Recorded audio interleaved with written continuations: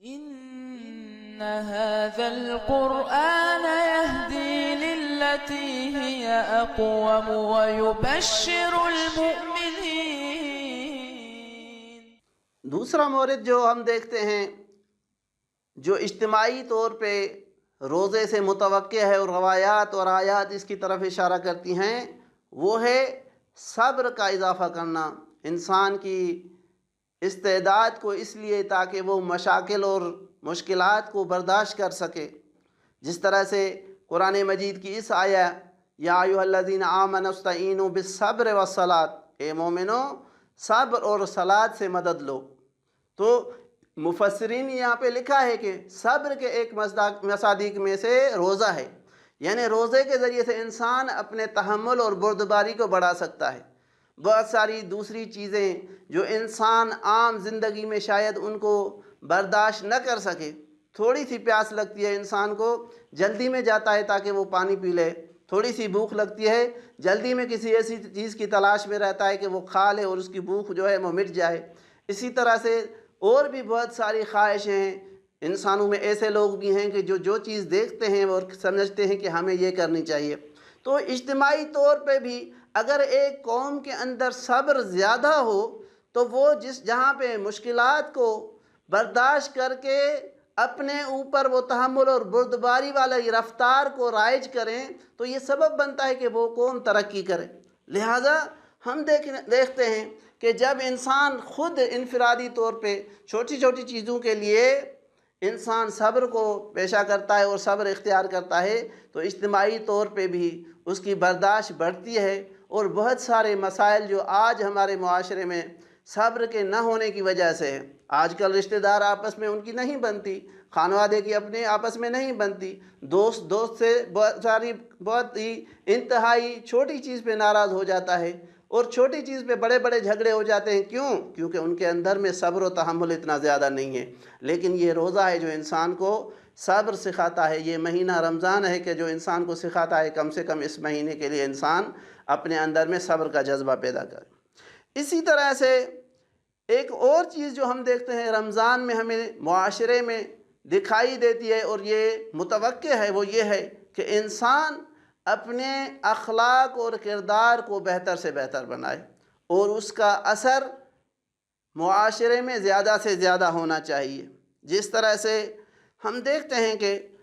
روایات میں اس طرف نشاندہی کر دی گئی ہے کہ بھائی روزہ آپ کو حسن خلق، اچھا اخلاق سکھاتا ہے۔ جس طرح سے ایک حدیث میں آیا ہے ایھا الناس من حسن فیکم فی ھذا الشہر خلقہ،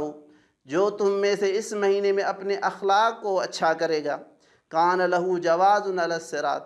اس کے لیے صراط مستقیم پر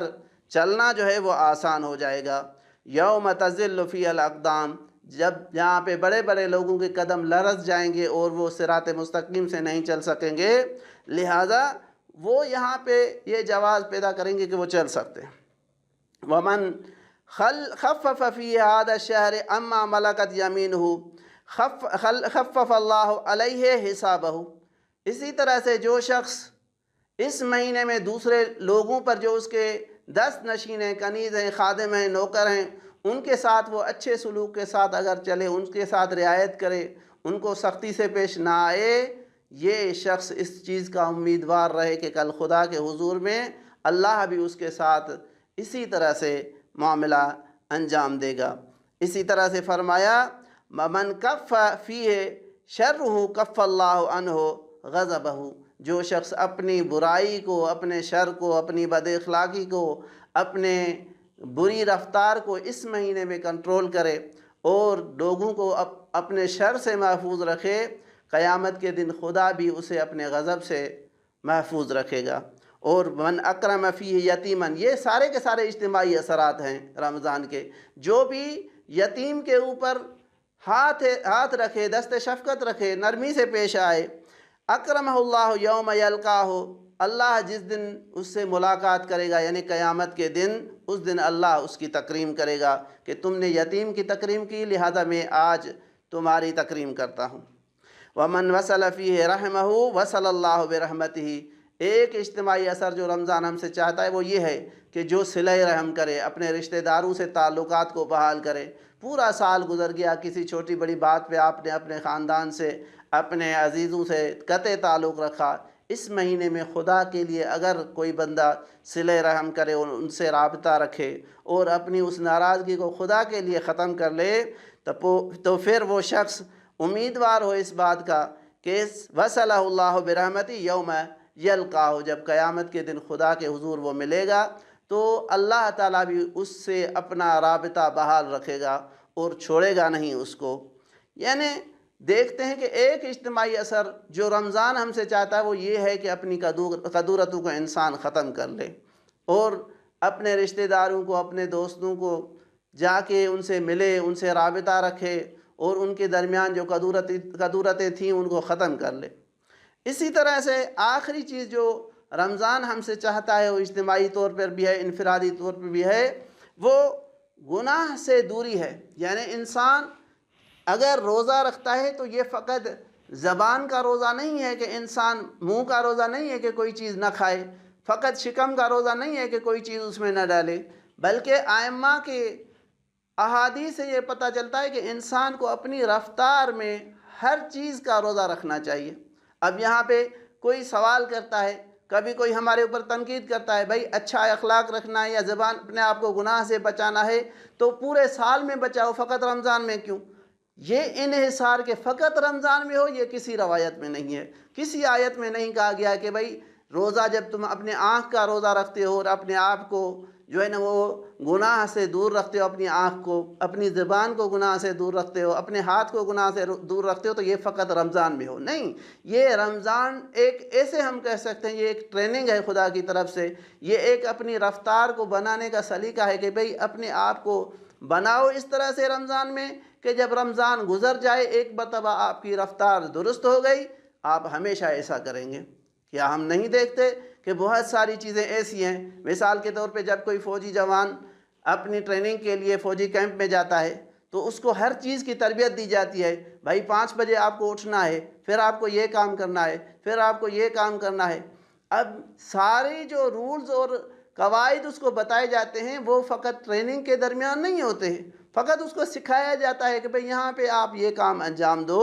پھر جب آپ جا کے کسی محاذ پر بیٹھیں گے وہاں پہ یہ سارے کام آپ کو کرنا ہے۔ بالکل اسی طرح سے اگر رمضان میں آپ اپنے کردار کو اور اپنے اعضاء کو، اپنی رفتار کو گناہ سے بچا لیتے ہو تو یہ آپ کے لیے ایک مشق ہے تاکہ آپ رمضان کے بعد بھی اسی رفتار کو باقی رکھیں۔ لہذا روایات میں بہت اصرار ہے کہ بھائی روزہ فقط کھانے پینے کا روزہ نہیں ہے، گناہ سے بچنے کا بھی روزہ رکھنا چاہیے۔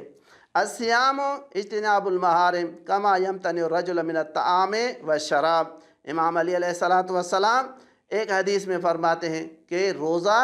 گناہوں سے اجتناب کا کام ہے۔ لہذا گناہوں سے اجتناب کا کام یہ ہے کہ انسان فقط اپنے منہ کو اور اپنے شکم کو فقط کھانے سے جو ہے نا اجتناب نہ کرے لیکن گناہوں کو بھی اپنے آپ کو بچائے۔ اسی طرح سے ایک اور حدیث میں مولا فرماتے ہیں سیام القلب عن الفکر فی العصام افضل من سیام البطن عن الطعام۔ اگر ایک بندہ اپنے آپ کو کھانے پینے سے روزہ رکھتا ہے کہ میں کوئی چیز کھاؤں گا نہیں، کوئی چیز پیوں گا نہیں، یہ روزہ ہے، یہ فضیلت رکھتا ہے، اس کے درجات ہیں، اس کا ثواب ہے، لیکن اس سے زیادہ افضل یہ ہے کہ انسان اپنی فکر کو پاک کرے۔ کس چیز سے پاک کرے؟ اپنی فکر کو اس چیز سے پاک کرے کہ اس میں گناہ کا تصور بھی نہیں آنا چاہیے، یعنی اپنے ذہن میں گناہ کی سوچ رکھنا یہ بھی ایک خدا کے لیے جو کام کرتا ہے اس کو اس سے پرہیز کرنے چاہیے۔ اپنے دماغ کے لیے یہ روزہ رکھے کہ اس میں گناہ نہیں آنا چاہیے۔ لہذا اسی طرح سے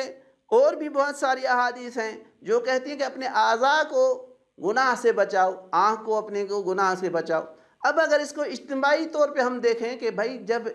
میں انفرادی طور پہ گناہ سے دوری کروں گا، مسلمان دوسرے بھی دوری کریں گے، نتیجہ یہ ہوگا کہ معاشرے میں جو گناہ کی رفتار ہے وہ کم ہوگی، اور اس کا اثر نہ فقط ہماری انفرادی زندگی پر ہوگا بلکہ اجتماعی زندگی پر بھی ہوگا۔ اور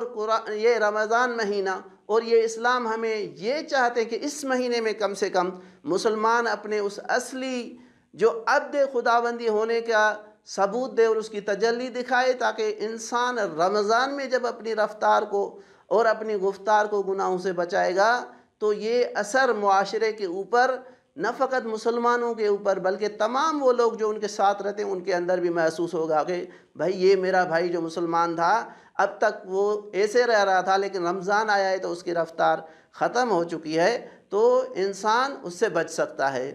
وآخر دعوانا والحمدللہ رب العالمین۔